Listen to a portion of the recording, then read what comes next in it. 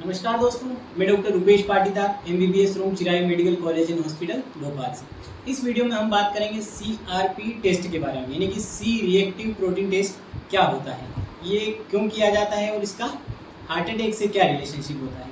सबसे पहले हम बात करते हैं कि CRP टेस्ट होता क्या है। CRP होता है आपकी बॉडी के अंदर इन्फ्लामेशन कितना है उसको एक जांच करने का तरीका होता है।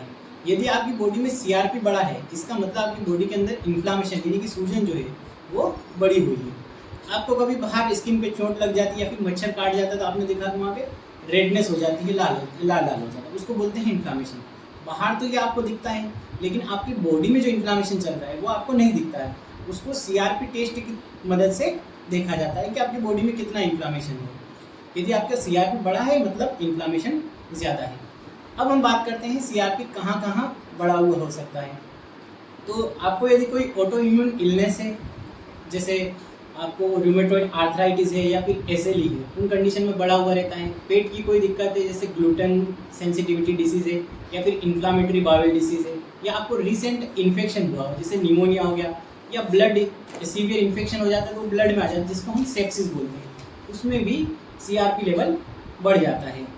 अब हम बात करते हैं CRP की नॉर्मल वैल्यू क्या होती है। यदि आप CRP टेस्ट कराएंगे और यदि वो लेस देन 1 है, मतलब आपकी CRP जो है वो 1 से कम है, तो उसको नॉर्मल माना जाएगा, ये आपका नॉर्मल होता है। लेकिन यदि बढ़ा हुआ है, कितने से 1 से 10 तक है तो वो भी एक एवरेज है, लेकिन 10 से ज़्यादा है तो उसको अपन बढ़ा हुआ मानेंगे। वो इंडिकेट करेगा कि आपकी बॉडी में कहीं ना कहीं इन्फ्लामेशन है और सूजन हो सकती है। कभी कभी ये नॉर्मल लोगों में भी बढ़ सकता है। वो ऐसे लोग जो स्मोकिंग या टोबैको के साथ तंबाकू खाते हैं, सिगरेट पीते हैं, प्रेगनेंसी में भी CRP का लेवल बढ़ जाता है। इसके अलावा ओबेसिटी और डायबिटीज़, यदि आपको शुगर की दिक्कत है तो उसमें भी आपकी बॉडी के अंदर जो सूजन है वो बढ़ी हुई रहती है, उसकी वजह से CRP बढ़ा हुआ आता है। अब हम बात करते हैं HSCRP क्या होता है। ये एक नया टेस्ट आया है, हाईली सेंसिटिव CRP। HSCRP ज़्यादातर पेशेंट में किया जाता है जिनमें हार्ट अटैक या फिर कोरोनरी आर्टरी डिसीज़ की रिस्क ज़्यादा होती है। तो HSCRP का रिलेशन होता है आपके हार्ट डिसीज़ से। यदि HSCRP 2 से ज़्यादा आता है, इसका मतलब आपको फ्यूचर में हार्ट अटैक आने के या coronary artery disease, blood vessel के अंदर चर्बी जमने के चांसेस ज़्यादा हैं।